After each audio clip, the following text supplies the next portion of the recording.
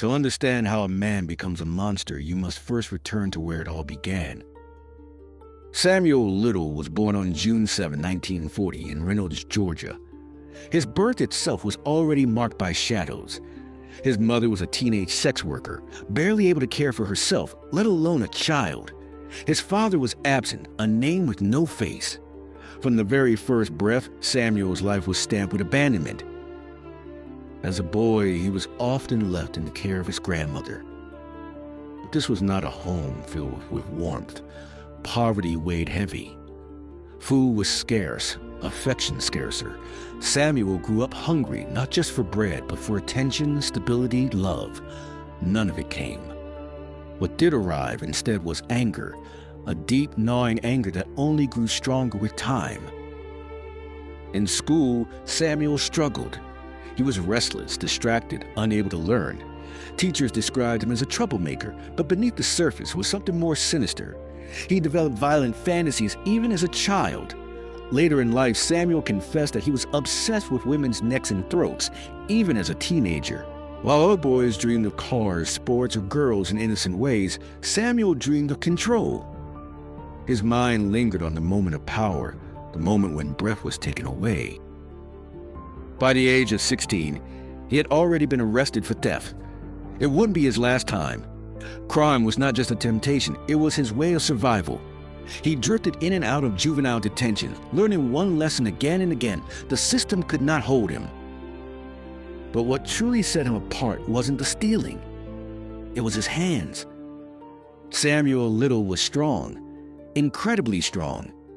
Later in life, when asked why he strangled his victims, he simply replied, "That's what I was good at." His hands were his weapon, his signature, his ultimate expression of power. By the late 1950s, Samuel had drifted north, following the currents of post-war America. He worked odd jobs: cemetery caretaker, factory worker, even a boxer for a short time. But the jobs never lasted. What did last were his urges. Somewhere in those early years, the fantasies began to bleed into reality. A girl who went missing. A woman whose body was discovered but never connected to him. The official record doesn't tell us when Samuel Little killed for the first time, but his own words later suggest that it may have been as early as 1970. If true, that means he spent nearly half a century taking lives, one after another, without the world noticing. What makes this beginning so haunting is how ordinary it looked from the outside. A poor boy, a broken family, petty crime, a man drifting on the margins of society. Nothing about Samuel Little shouted monster, and yet behind his eyes, the shadows had already taken root. He had found his obsession. He had found his weapon. And soon the world would begin to feel his hunger. But at the dawn of the 1970s, no one was watching. No one cared. Samuel Little was just another nameless drifter in a country too big, too distracted to notice. And that invisibility was the perfect mask for a predator. This was the making of a killer. This was the birth of Samuel Little, the most prolific murderer in American history. The year was 1970. America was changing. The Vietnam War raged overseas. At home, disco lights began to flicker. Cities swelled with drugs, poverty, and violence. Amid the chaos, thousands of lives slipped through the cracks every year, and that was where Samuel Little began to hunt. He never stalked the wealthy. He never targeted the suburban mother, the college cheerleader, or the women whose faces would flood the evening news. Instead, he looked lower. Dark alleys, run-down motels, red-light districts, bus stations. He chose women the world ignored. And that choice was not random. It was calculated. The first known murders attributed to him date back to Miami, 1970 to 71. A young woman, a sex worker, disappeared after leaving a bar with a quiet man. Her body was later found, but no one connected it to Samuel. Another case followed in North Miami, another woman strangled. Her death dismissed as drug-related. At the time, these were just tragedies, isolated and unremarkable in the eyes of the law. But Samuel remembered them all. His method was terrifyingly consistent. He would lure women into his car, often a beat-up Plymouth or Cadillac, vehicles he could live in while traveling across states. Once inside, it was over. He strangled them with his bare hands, sometimes while staring into their eyes, sometimes whispering to them as life slipped away. Then he would dump the bodies in abandoned lots, alleys, or remote woods, knowing no one would look for too long. The secrecy wasn't just luck. It was design. Samuel understood the system. He knew that police forces in different states rarely communicated. He knew that women of the margins rarely had families with the power to push for investigations. He knew that if a body was found, it would often be ruled an accident or an overdose. He counted on it, and he was right. But Samuel wasn't just killing. He was learning. Every victim was a lesson. Every escape made him bolder. By the mid-1970s, he was no longer just a drifter. He was a predator perfecting his craft.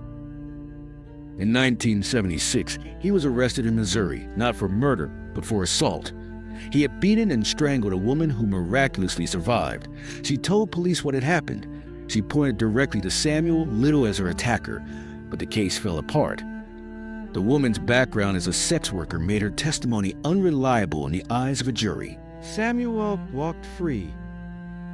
It was the same story again and again. In 1977, he was arrested in Sunset, Florida, after another woman barely escaped with her life. She said he had tried to strangle her in his car. Once more, charges were dropped. Insufficient evidence. No jury would believe her. Each time the law let him go, Samuel grew more certain. He was untouchable. And for decades he was. By the early 1980s, Samuel's crimes stretched across the map. Mississippi, Ohio, Louisiana, California, Texas. Dozens of women vanished, their stories lost in police files marked with the same words, undetermined cause of death. What's chilling is how invisible these killings remained. The newspapers wrote nothing. The public knew nothing. The FBI had no clue. In a world before DNA databases and national crime registries, Samuel Little was just another face lost in the crowd. But behind that face was a storm building. He wasn't slowing down. He was escalating. Every city, every state he passed through, he left death behind. He left families searching for daughters who would never return. And yet, Samuel Little drove on, free, smiling, untouchable. The law had seen him. Victims had named him. But time after time, the system turned away. And every time it did, Samuel's shadow grew darker. This was no longer the making of a predator. This was the rise of America's most prolific serial killer. By the dawn of the 1980s, Samuel Little had perfected his routine. He was no longer just drifting. He was hunting. In America, vast highways, endless motels, nameless cities was his hunting ground. He moved like a shadow, leaving bodies behind from Florida to California, from Ohio to Texas. His path looked random, but his method was always the same. Find women on the margins, lure them with charm or the promise of a ride, then use his hands to silence them forever. And then he vanished before anyone knew he'd ever been there. The terrifying part is that no one was counting. In Los Angeles, police might find one body. In Mississippi, another. In Kentucky, another still. But there was no thread tying them together. The women were different ages, different races. Some were young, some middle-aged. Some were addicts, some sex workers, some just women trying to get home. To the authorities, they looked like isolated tragedies. To Samuel, they were trophies. In 1982, he was arrested in Pascagoula, Mississippi for murdering 22-year-old Melinda Lapre, a young woman last seen getting into his car. But once again, the charges were dropped. Witnesses were deemed unreliable. Her death, like so many others, faded into silence. Later that same year in Florida, he was tried for the murder of another woman. The jury deliberated. The evidence was thin. He was acquitted. Samuel walked out of court a free man, smiling, confident, untouchable. And he did not stop. By 1984, he had moved west, drifting into California. Los Angeles became his playground. The city was already drowning in violence, gangs, and drugs. A few more dead women hardly stirred attention, but for Samuel, it was paradise. He later confessed to killing more than 30 women in Los Angeles alone, dumping their bodies in alleys, dumpsters, and vacant lots. Many were never identified. Many were dismissed as overdoses. To Samuel, they were the perfect victims, invisible in life, forgotten in death. During this time, he developed a ritual. After strangling his victims, he often propped their bodies in positions he found pleasing, as though arranging a grim display for himself. Sometimes he spoke to them. Sometimes he simply stared, memorizing every detail of their faces. Later, when questioned by the FBI, he could recall them decades after their deaths, their hair, their jewelry, the exact moment their lives ended under his hands. The 1980s were Samuel Little's golden years. He killed with impunity. Police records from that decade showed dozens of unsolved strangulations of women in Los Angeles, San Diego, Houston, Cleveland, and Miami. All carried the same quiet signature. No weapon, no motive, no trace. Just hands. Just silence. Occasionally, the law brushed against him. In 1984, Los Angeles police arrested him again after the body of a woman was found near a dumpster. Witnesses had seen Samuel with her hours before. But when the case reached trial, it fell apart. Evidence was circumstantial. Witnesses were addicts. The jury doubted. And Samuel Little walked free again. Each acquittal fed his arrogance. He believed he was smarter than the police, stronger than the system. And in many ways, he was. For nearly 2 decades, Samuel exploited the blind spots of law enforcement, the prejudices of juries, and the invisibility of his victims. He became a phantom, leaving a trail of death so wide, so scattered, that no one could see the whole picture. But the bodies kept piling up. Behind the lights of the 1980s, neon signs, booming music, Reagan's America, there was a silent war being waged. Women were disappearing. Families were left in grief. And Samuel Little drove on, town to town, coast to coast, his shadow stretching across the nation. By the end of the decade, he had killed dozens, maybe more than 50. No one knew. No one saw. And the monster was still free. By the 1990s, Samuel Little was no longer a young drifter. His hair had turned gray, his body heavier, but his hunger never faded. Decades of killing had made him sharper, colder, more methodical. To the outside world, he was just another aging man living off scraps, drifting through shelters and cheap motels. But beneath that disguise, the shadow of death still followed wherever he went. The 1990s should have been the end of him. The system had him in its hands more than once, but every time the grip slipped. In 1990, Samuel was arrested in Los Angeles for the murder of Carol Alford, a young black woman found strangled and discarded in an alley. Witnesses placed him with her that night. His criminal record was thick with assaults. Police were confident, but when the trial came, the same pattern repeated. The witnesses were sex workers, their credibility torn apart on the stand. The defense painted Carol's death as drug-related, a tragic accident of a dangerous lifestyle. And the jury listened. Samuel Little was acquitted once again. The failure didn't just release him, it emboldened him. Each acquittal was like oxygen, fueling his belief that he was invincible. He laughed at the system, bragging to cellmates that he could take women and no one could stop me. And for another decade, he was right. Throughout the 1990s, his killing spread further. He drifted through California, Texas, Louisiana, Mississippi, Ohio. His trail touched the South, the Midwest, the West Coast. Wherever he went, women vanished. Many of their bodies were never even identified, lost to the cracks of society. For Samuel, it was the perfect storm, a country too fragmented to connect the dots, a justice system too prejudiced to believe the victims, and a killer cunning enough to exploit it all. There were moments of almost justice. In 1991, he was arrested in San Diego for assault and false imprisonment. Police had found a woman bruised, strangled nearly to death, but alive. She testified that Samuel had attacked her in his car. They even had photographs of her injuries. He was convicted, but not for murder. Instead, he served just a few years for assault. In 1994, he was released back onto the streets. Think about that. The system had a convicted strangler in its hands, and still it let him go. Once free, Samuel returned to the road. His killings resumed almost immediately. By his own later confession, he murdered women in Georgia, Mississippi, Texas, and Ohio during the mid-1990s, leaving bodies behind in rivers, alleys, and fields. Each death was another indictment of the system's failure to stop him.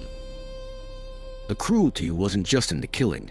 Samuel relished the invisibility of his victims. He chose women he knew society would not fight for. In his own chilling words, they were already gone. I just finished the job. For investigators, he was a ghost. In 1998, a task force briefly considered him a suspect in multiple strangulations across Louisiana. But once again, the lack of DNA technology and the scattered jurisdictions crippled the investigation. Samuel walked free, smiling, untouchable, as if the law itself was blind. By the end of the decade, his body count had likely passed 70. 70 women silenced, their lives erased, their cases gathering dust in forgotten files. And still, Samuel Little kept moving, driving his beat-up car across America's highways, carrying with him the memory of every face he had strangled. The 1990s could have ended him. They should have ended him.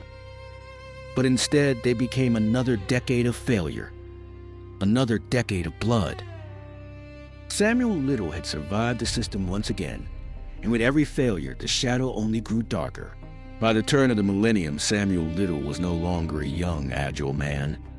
His hair had thinned, his hands were worn, and his face carried the lines of decades drifting through poverty, crime, and murder. But age had done nothing to diminish the darkness within him. His obsessions remained as sharp, his memory as precise, and his hunger as insatiable. The 2000s in America were a different world. Cities were larger, highways busier, but Samuel adapted. He had become a master of invisibility. He lived in cheap motels, couch-surfed, and often spent nights in abandoned buildings. Technology was improving, but the justice system remained fragmented. State police didn't talk to each other, and cold cases were rarely linked across jurisdictions. For Samuel, it was the perfect environment. He continued to kill. Victims still fit his pattern. Women overlooked by society, vulnerable, forgotten. And in California, Florida, Texas, Ohio, bodies were discovered with the same signature: strangulation with the killer's hands, no weapon, minimal evidence, often left in places the world would pass by without noticing. But cracks were beginning to form. By 2010, DNA analysis had improved. Police databases were beginning to connect unsolved cases. Investigators started noticing patterns in cold cases that spanned decades. Samuel Little, however, remained a ghost. His criminal record was extensive, but most arrests were for minor crimes, assaults, or parole violations. No one yet realized that all these petty encounters had been with the same man, a man capable of unspeakable acts. The final collapse began in 2012. Samuel had been arrested in Kentucky for a relatively minor crime, a parole violation. But investigators noticed something different this time. He was cooperative, calm, and unusually forthcoming. He spoke to detectives about crimes he had never admitted to before. Using a combination of interrogation, forensic evidence, and modern databases, the FBI began connecting him to decades of unsolved murders. Samuel confessed. The confessions were staggering. Over 90 victims. Faces, names, places, dates. He remembered them all with disturbing clarity. Sketches he drew during interrogations matched unidentified victims in cold case files across the nation. His ability to recall details decades after the murders was chilling, and it confirmed the worst. Samuel Little was not only the most prolific serial killer in America's history, but he had also evaded justice for nearly half a century. When the media finally reported on his confessions, the country recoiled. Families who had long given up hope found confirmation horrifying and bittersweet that their loved ones had been claimed by a single man and that he had been hiding in plain sight all along. It was finally over.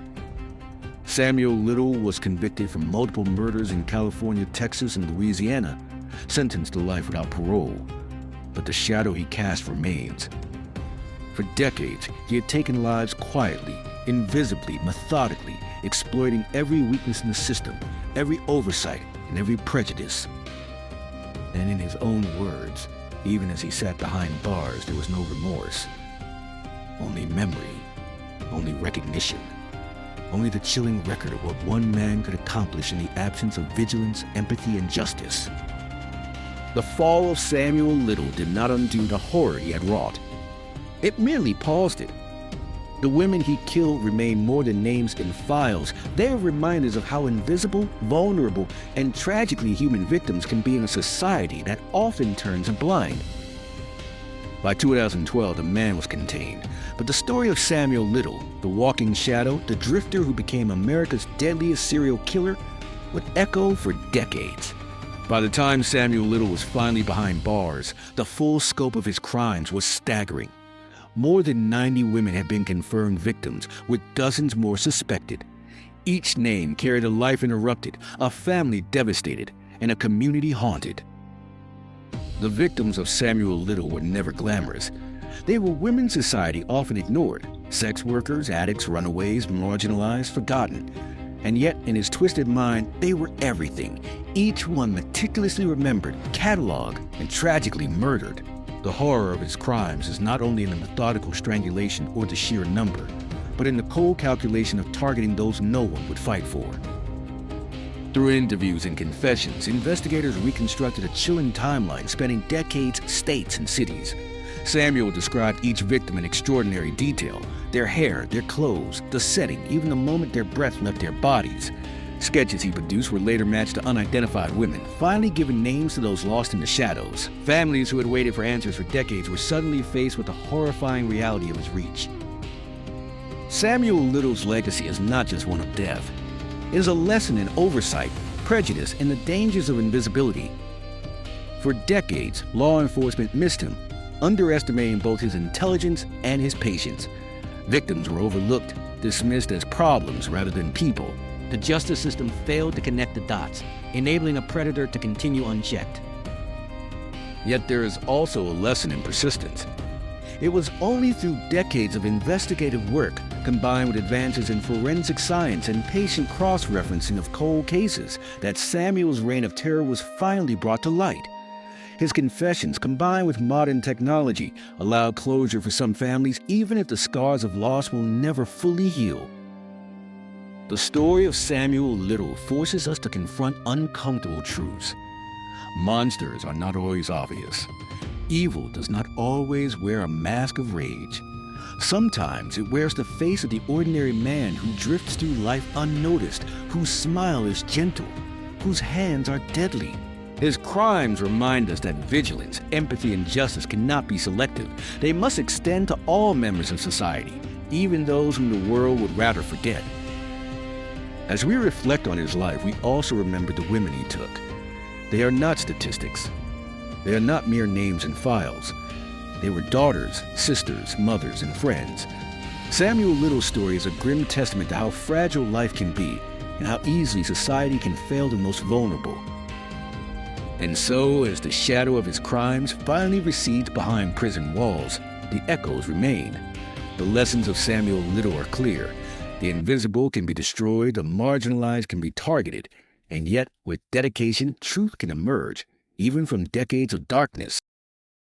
This is the final chapter of Samuel Little, the walking shadow, America's deadliest serial killer. A man who exploited invisibility to commit horrors for decades, leaving behind a legacy of grief, unanswered questions, and chilling memories. If the shadows of this story unsettled you, you're not alone. Evil often hides behind the most ordinary faces. Subscribe to Dark Radio for more real-life darkness brought into the light. And remember, justice may sleep, but it never dies.